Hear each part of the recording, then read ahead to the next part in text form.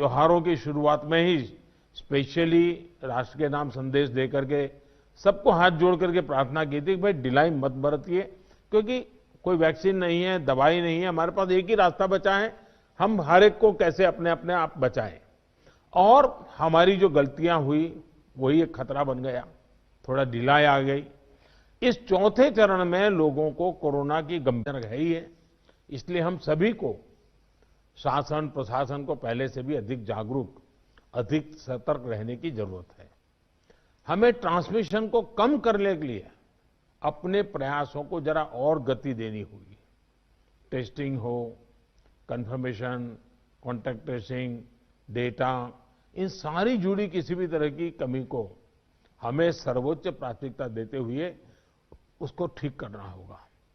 Positivity rate को 5% के दायरे में लाना ही होगा।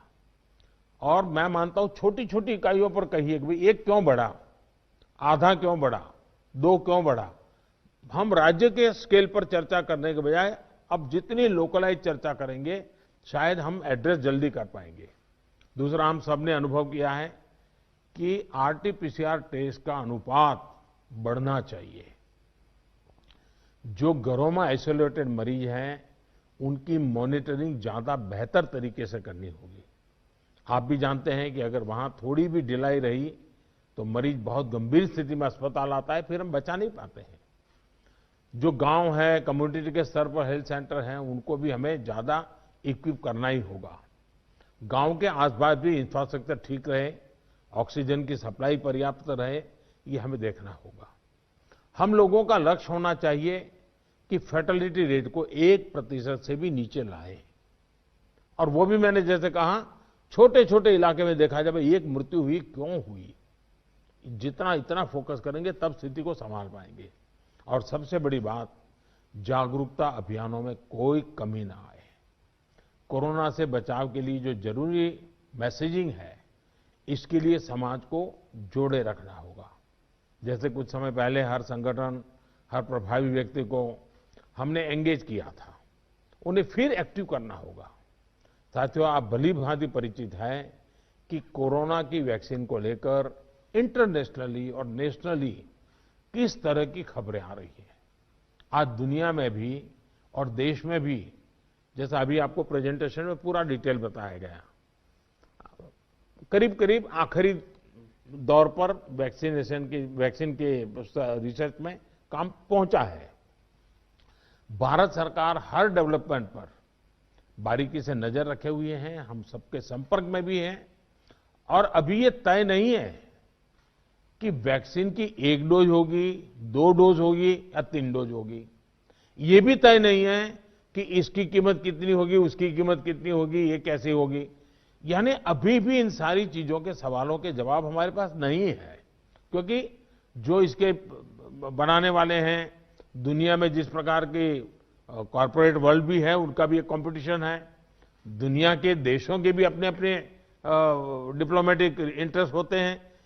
WHO से भी हमें इंतजार करना पड़ता है। तो हमें ये इन चीजों को वैश्विक संदर्भ में ही आगे बढ़ना पड़ेगा।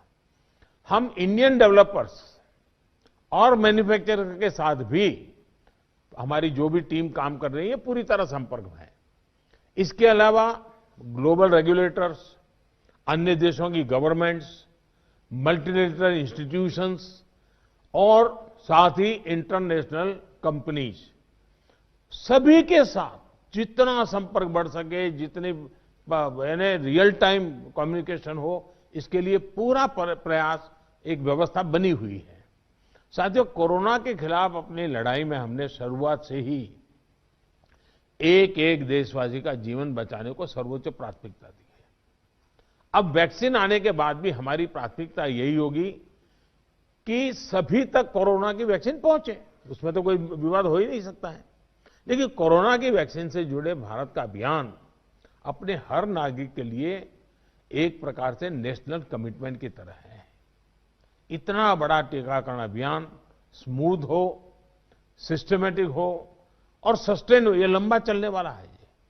इसके लिए हम सभी को, हर सरकार को, हर संगठन को एकजुट होकर के कोऑर्डिनेशन के साथ एक टीम के रूप में काम करना ही पड़ेगा। साथियों, वैक्सीन को लेकर भारत के पास जैसा अनुभव है वो दुनिया के बड़े बड़े देशों को भी नहीं है। हमारे लिए जितनी जरूरी है स्पीड है, उतनी ही जरूरी है सेफ्टी भी है। भारत जो भी वैक्सीन अपने नागरिकों को देगा वो हर वैज्ञानिक कसौटी पर खरी होगी। जहां तक वैक्सीन के डिस्ट्रीब्यूशन की बात है तो उसकी तैयारी भी आप सभी राज्यों के साथ मिलकर के की जा सके रही है। वैक्सीन प्राथमिकता के आधार पर किससे लगाई जाएगी, ये राज्यों के साथ मिलकर के एक मोटा मोटा खाका भी आपके सामने रखा है कि भाई अगर इस प्रकार से WHO ने जो कहा है हम चलते हैं तो अच्छा है, लेकिन फिर भी ये निर्णय तो हम सब मिलकर के ही करेंगे। हर राज्यों के सुझाव का महत्व इसमें बहुत रहेगा, क्योंकि आखिरकार उनको अंदाज है कि उनके राज्य में ये कैसे होगा। हमें कितनी अतिरिक्त कोल्ड स्टोरेज की जरूरत रहेगी, मुझे लगता है कि राज्यों ने इस पर अभी बल देकर के व्यवस्थाएं खड़ी कर देना शुरू कर देना चाहिए। कहां कहां संभव हो गए, उसके पैरामीटर्स क्या हो गए, उस पर हमें यहां से सूचनाएं तो डिपार्टमेंट को चली गई है, लेकिन इसको अब इम्प्लीमेंट करने के हमने रेडी रखना पड़ेगा। और जरूरत पड़ी तो अतिरिक्त सप्लाई भी सुनिश्चित की जाएगी। और इसका विस्तृत प्लान बहुत जल्द ही राज्य सरकारों के साथ मिलकर के तय कर दिया जाएगा। हमारी राज्यों की और केंद्र की टीम साथ लगातार वो बातचीत कर रहे हैं, काम चल रहा है। केंद्र सरकार ने राज्यों से कुछ समय पहले आग्रह किया था कि स्टेट लेवल पर एक स्टीयरिंग कमेटी एवं स्टेट और डिस्ट्रिक्ट लेवल पर टास्क फोर्स का, और मैं तो चाहूंगा कि ब्लॉक लेवल तक हम जितना जल्दी ये व्यवस्थाएं खड़ी करेंगे, और किसी न किसी एक व्यक्ति को काम देना पड़ेगा। इन कमेटियों की रेगुलर बैठकें हो, उनकी ट्रेनिंग हो, उनकी मॉनिटरिंग हो, और जो ऑनलाइन ट्रेनिंग होती है वो भी शुरू हो। हमें हमारा रोजमर्रा के काम के साथ कोरोना से लड़ते लड़ते भी इस एक व्यवस्था को भी विकसित तुरंत करना पड़ेगा, ये मेरा आग्रह रहेगा।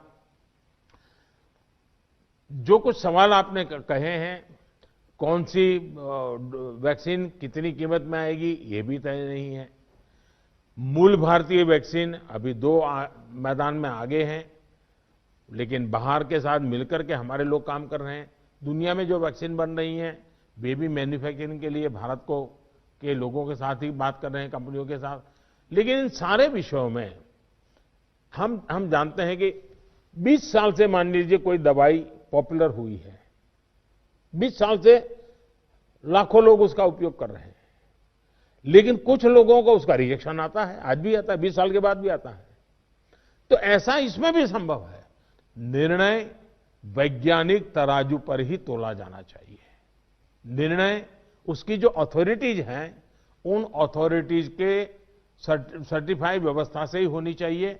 हम लोग समाज जीवन की चिंता करते हैं, लेकिन हम सब जानते हैं कि हम कोई वैज्ञानिक नहीं है, हम इसकी एक्सपर्टाइज हमारी नहीं है।